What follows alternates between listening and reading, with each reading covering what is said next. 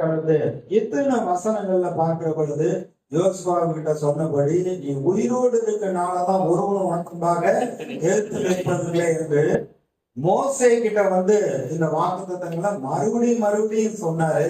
அதே காரியத்தை தான் யோசுவா சொல்ற, நீ தைரியமாயிரு. அடுத்து சொல்றாரு, நான் உன்னோடு கூட இருப்பேன், நான் உன்னை விட்டு விலகுவதும் இல்லை, கைவிடுவதும் இல்லை.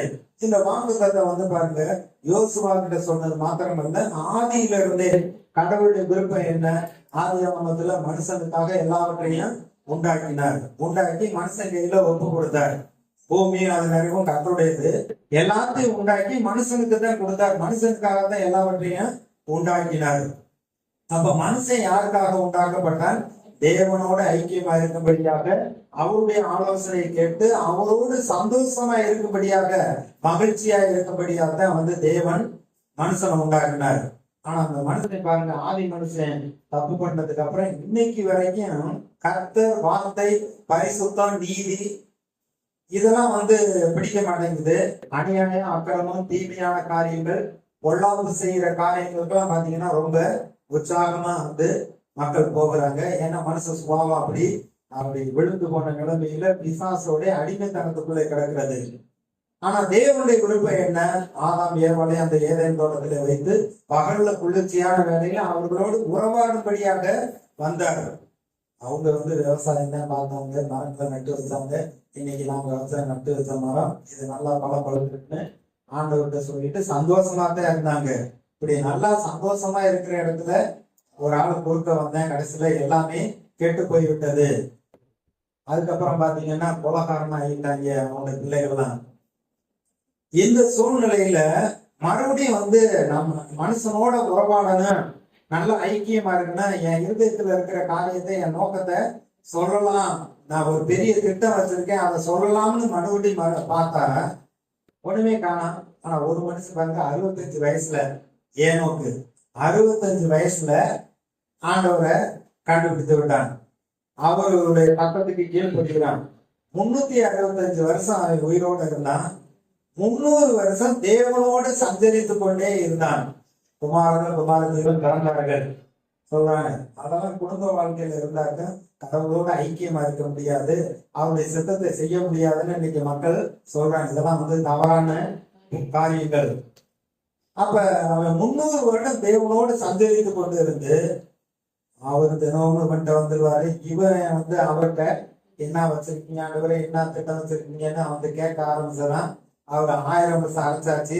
அதுக்கப்புறம் நியாய தீர்ப்பு கொடுக்க போகிறது எல்லாரையுமே ஏனோக்குக்கு சொல்லிக்கிட்டாரு. அதனாலதான் அந்த ஜனங்களை பார்த்து, ஐயா ஒரு நாளைக்கு வரப்போறாரு, 1000 தூதர்களோடு பரிசுத்தவான்களோடு நியாயம் இந்த பூமியை நியாயத்திற்க வரப்போகிறார் என்று பிரசங்கித்தாங்க வேதத்துல சொல்லப்பட்டிருக்கு. அப்ப பாருங்க, தேவனோட ஐக்கியமாக இருந்து ஆண்டவர் பார்த்தாரு, எப்பா உன்னை விட்டுட்டு என்னையால இருக்க முடியல, என்னை விட்டுட்டு உன்னையால இருக்க முடியல, அதனால என் கூட உனக்கு மரணமே கிடையாதுன்னு கூட்டிட்டு போயிட்டாரு. சரி, மறுபடியும் இந்த பூமியில அவருடைய சித்தத்தை செய்வதற்கு யாராச்சும் இருப்பாங்களான்னு பார்த்தா, நோவா காலத்துல எல்லாமே மனுஷனுடைய இருதயத்து நினைவுகள் நித்தமும் பொல்லாதவங்களா இருந்ததுனால யாரும் கடவுள் அவருடைய சத்தத்தை கேட்கணும், அவருடைய மனசாட்சியில பேசுறதுக்கு கீழ்படிங்கிற அந்த எண்ணமே இல்லை. நோவா ஒரு ஆளுக்கு பாருங்க, கர்த்தருடைய கண்ணுல கிருபை கிடைத்தது. அவன் உத்தமனு நீதிமானா இருந்தான், தேவனோடு சஞ்சரித்து கொண்டு இருந்தான். அந்த சுவாசமுள்ள எல்லாவற்றையும் அளித்தார். அவனையும் அவனுடைய குடும்பத்தையும் கர்த்தர் கிருபையாக காப்பாற்றினார். மறுபடியும் அவர்கள் மூலமாக சந்ததி பெறுகிறது. சந்ததி பெறுகிற ஒரு பாடு மறுபடியும் பூமியில நம்முடைய நோக்கத்தை, சித்தத்தை நிறைவேற்றுறதுக்கு யாராச்சும் ஆள் கிடைப்பாங்களான்னு கர்த்தர் பார்க்கிறாரு. ஏன்னா அவர் தன்னுடைய வல்லமையை விளங்க பண்ணும்படி அவருடைய கண்கள் பூமியை தான் உலாவி கொண்டு இருக்கிறது.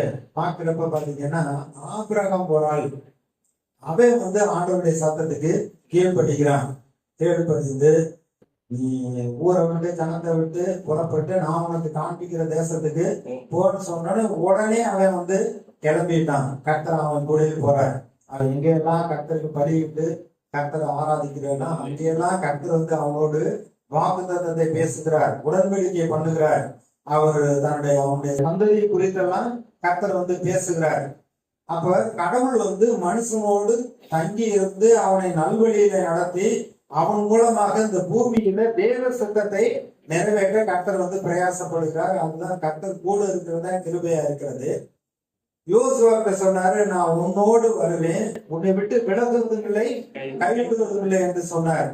இந்த வாக்குத்தத்தம் முத எங்க சொன்னார் பாருங்க. ஆதியாகமம் 26வது அதிகாரம். ஆபிரகாமுடைய நாட்களை அல்லாமல் பின்னும் ஈசாக்குடைய காலத்துல பெரிய பஞ்சம் உண்டாயிற்று. அப்பப்ப நீங்க வேதத்துல பாத்தீங்கன்னா பயங்கரமான பஞ்சம் தான் வந்துட்டு போயிருக்கு. இப்ப ஈசாக்குடைய வாழ்க்கையில பெரிய பஞ்சம். எல்லாரும் என்ன செய்யறாங்க, எகிப்துக்கு போறாங்க.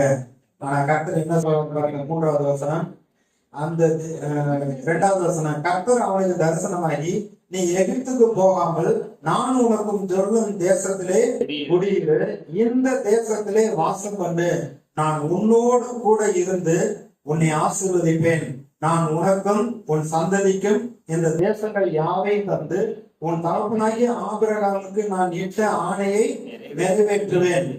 ஆபிரகாமுக்கு நிறைய வாக்குத்தத்தம் பண்ணார், உடன்படிக்கை பண்ணார். ஆதியாகமம் 15வது அதிகாரத்துல உடன்படிக்கையில என்னென்ன அவனுடைய சந்ததியோடைய வாழ்க்கையில நடக்குன்றதெல்லாம் சொல்லிட்டாரு.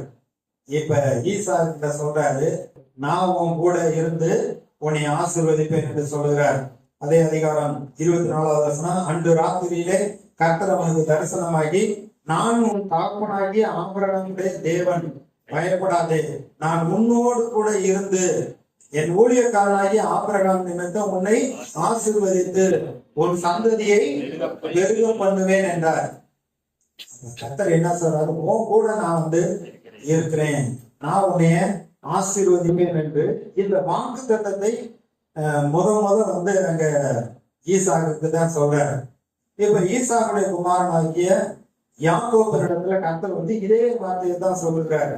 ஆதியாகமம் 28வது அதிகாரம் 15வது வசனம், தன்னுடைய அண்ணனுடைய சேஷ்டபுத்திர பாகத்தை வாங்கி கொண்டான். ஏசாவுக்கு வர வேண்டிய ஆசீர்வாதத்தை ஏமாத்தி யாக்கோபு வாங்கி கொண்டான். இப்பொழுது அண்ணன் இவனை கொன்னுடுவான்னு வந்து தெரிந்த உடனே அவன் அம்மா அம்மாவை கீழ்ப்படுத்தி அவன் மாமா வீட்டுக்கு போகிறான். போகிற வழியில கர்த்தர் அவனை சந்திக்கிறார். சந்தித்து 15வது வசனத்துல என்ன சொல்றாங்க, நான் உன்னோடு இருந்து நீ போகிற இடத்திலெல்லாம் உன்னை காத்து இந்த தேசத்திற்கு உன்னை திரும்பி வர பண்ணுவேன், நான் உனக்கு சொன்னதை செய்யும் அளவும் உன்னை கைவிடுவதில்லை என்றார். அங்க ஈசா கிட்ட என்ன வாக்குத்தத்தத்தை சொன்னாரோ அதே வாக்குத்தத்தத்தை யாக்கோபு இடத்துலயும் அவர் வந்து சொல்லுகிறார். இப்ப அங்க போய் 20 வருஷம் இருக்கிறார். 20 வருஷம் 4 மனைவிகள், ஏகப்பட்ட வேலைக்காரர்கள், ஆடு மாடுகள்லாம் வந்து ஒட்டங்கள்லாம் அவனுக்கு திரளாய் பெருகி இருக்கிறது. கர்த்தர் அவனை அந்த தேசத்துல அவனை வந்து ஆசீர்வதிக்கிறார். 31வது அதிகாரம், ஆதியாகமம் 31வது அதிகாரம், அதுக்கு முன்னாடி 30வது அதிகாரத்துல கடைசி வசனம் பாருங்க.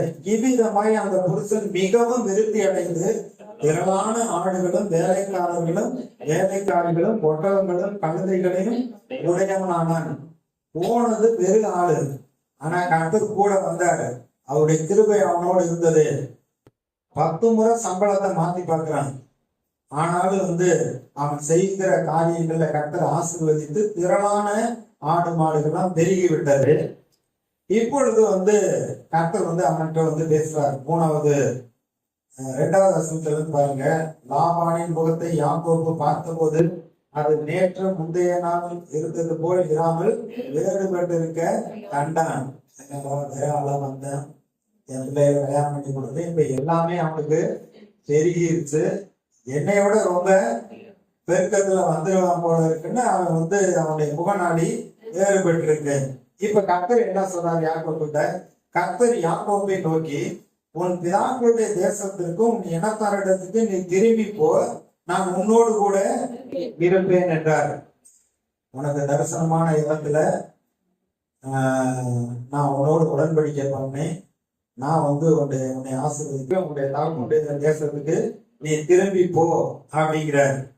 திரும்பி போறப்ப நான் கூட வரேன் அப்படிங்கிறார். ஏசாவுக்கு நீ பயப்படாத, அவன் உன்னை கொன்றுவான, நீ பயப்படாத, நான் உன் கூட வருகிறேன் அப்படிங்கிறார். சரி, இது ஆதியாகமம் 6வது அதிகாரம். இப்ப யோசேப்பு எகிப்துல பெரிய ஆளா இருக்காரு, பார்வோனுக்கு அடுத்தபடியா. அவருடைய சகோதரர்கள் எல்லாம் தானியம் வாங்க வந்தப்ப நான் இன்னாரு கருத்தை வெளிப்படுத்திட்டாரு. வெளிப்படுத்தினது மாத்திரமல்ல, அவங்களுக்கு வேண்டிய ஆகாரத்தையும் வேண்டிய உச்சிதங்களை எல்லாம் கொடுத்து, ரதங்களை எல்லாம் கொடுத்து, என் தகப்பன் உயிரோடு இருக்காரா, அவரெல்லாம் எகிப்துக்கு நீங்க கூட்டிட்டு வாங்க, நல்ல தேசத்துல வச்சு உங்களைய பராமரிப்பேன்லாம் சொல்லி அனுப்பி, அவர் எல்லா உச்சிதங்களையும் கொடுத்ததும் இல்லாம ரதங்களை எல்லாம் அனுப்பி விடுறாரு. இந்த ரதங்கள் குதிரைகள் எல்லாத்தையும் பார்த்து யோசேப்பு மறித்து போய்விட்டான்னு தான் நினைச்சு, ஏன்னா யோசேப்பை பத்தி சொல்லப்பட்டிருக்கு, யாக்கோபுக்கு பிரியமான பிள்ளை, அவனுக்கு பலவஸ்தரமான வர்ண அங்கிய விசேஷ அங்கியெல்லாம் வாங்கி கொடுத்துருக்கான். ஏன்னா அந்த அன்னைங்க 10 பேர் செய்யற தப்ப கரெக்டா அப்பாக்கிட்ட சொல்லிடுவான், அவங்க என்னென்ன தப்பு பண்றாங்க அப்படின்னு.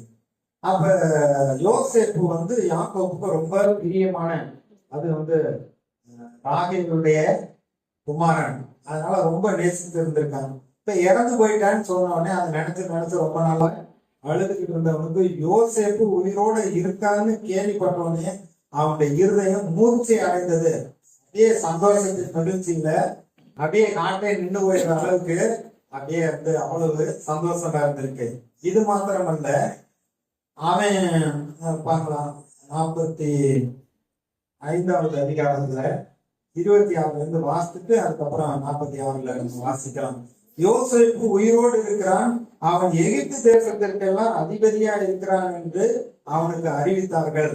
அவன் இருதயம் மூர்ச்சை அடைந்தது, அவன் அவைகளை நம்பவில்லை.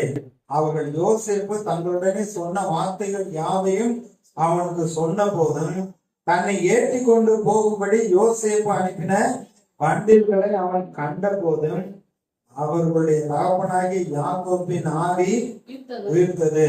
அப்பொழுது இஸ்ரவேல், என் குமாரனாகிய யோசேப்பு இன்னும் உயிரோடு இருக்கிறானே, இது போதும், நான் மரணம் அடையும் முன்னே போய் அவனை பார்ப்பேன் என்றான். இதெல்லாம் பார்த்துட்டு சந்தோஷப்பட்டுட்டு உடனே இன்னைக்கு பாருங்க, ஏதாச்சும் நன்மை ஆசீர்வாதம் எல்லாம் உண்டாயிருச்சுன்னா இந்த வாரம் கோயிலுக்கு போக வேண்டாம், பார்த்துக்கலாம். இல்ல வேற ஏதாச்சும்னா சரி பார்த்துக்கலாம், இன்னைக்கு பைபிள் வாசிக்க வேண்டாம், ஜெபம் பண்ண வேண்டாம், பார்த்துக்கலாம், ஏன்னா அவருடைய நன்மை ஆசீர்வாதம் அது நல்லா இருக்குன்ட்டு கத்தரை விட்டுட்டு நம்ம ஓடுறவங்களா இருக்கான். ஆனா யாக்கோபு அப்படி இல்லை. அவன் என்ன செய்யறான்னு பாருங்க, இஸ்ரவேல் தனக்கு உண்டான யாவையும் சேர்த்து கொண்டு புறப்பட்டு பெயர்சபாவுக்கு போய் தன் தகப்பனாகிய ஈசாக்குடைய தேவனுக்கு பலியிட்டான். அன்று இரவிலே தேவன் இஸ்ரவேலுக்கு தரிசனமாகி யாக்கோபே யாக்கோபே என்று கூப்பிட்டான். அவன் இதோ அடியேன் என்றான். அப்பொழுது அவர், நான் தேவன், நான் உன் தகப்பனுடைய தேவன், நீ எகிப்திற்கு போக பயப்பட வேண்டாம், அங்கே உன்னை பெரிய ஜாதியாக்குவேன், நான் உன்னோடு எகிப்திற்கு வருவேன், நான் உன்னை திரும்பவும் வர பண்ணுவேன், யோசேப்பு தன் கையால் உன் கண்களை மூடுவான் என்றார். ஏற்கனவே கானான் தேசத்துல இருந்து பதாமராமில இருந்து மாமனார் வீட்டுல இருந்து சொந்த ஊருக்கு வர்ற வழியில யாக்கோபுங்கிற ஆத்துக்கு அந்த பக்கத்துல எல்லாத்தையும் அக்கறைப்படுத்தி விட்டு இவன் தனிந்து பின்னாடி கத்தரோடு போராடி ஜெபம் பண்ணான். ஏன்னா மரண பயம் அந்த அளவுக்கு அவனை பிடித்து இருந்தது. ஆனா கர்த்தர் நான் கூட இருந்து உன்னை பொழுது முடிய போதியா விடு அப்படிங்கிறப்ப, நீர் என்னை ஆசீர்வதித்தாலுடைய உண்மை விடமாட்டேன் என்று சொல்லி அப்படி ஆண்டவர்கிட்ட ஆசீர்வாதத்தை பெற்றுக்கொண்டவன். ஓசியாவில் சொல்லப்பட்டிருக்கு, இந்த யாக்கோபு மனுஷனோடு தேவனோடு போராடி மேற்கொண்டான்னு சொல்லப்பட்டிருக்கு. மனுஷர்களும் அவனுக்கு விரோதமா செயல்பட்டாங்க, தேவனும் அவனு ஆசீர்வாதத்தை கொடுக்க மாட்டாத மாதிரி இருக்கிறப்ப அவர்கிட்டையும் விடாம பிடித்து ஆசீர்வாதத்தை பெற்றுக்கொண்டவன். இப்ப வண்டி இருக்கக்கூடிய மகன் எழுத்துக்கு பார்வோனுக்கு அடுத்தபடியா அதிகாரியா இருக்கான்.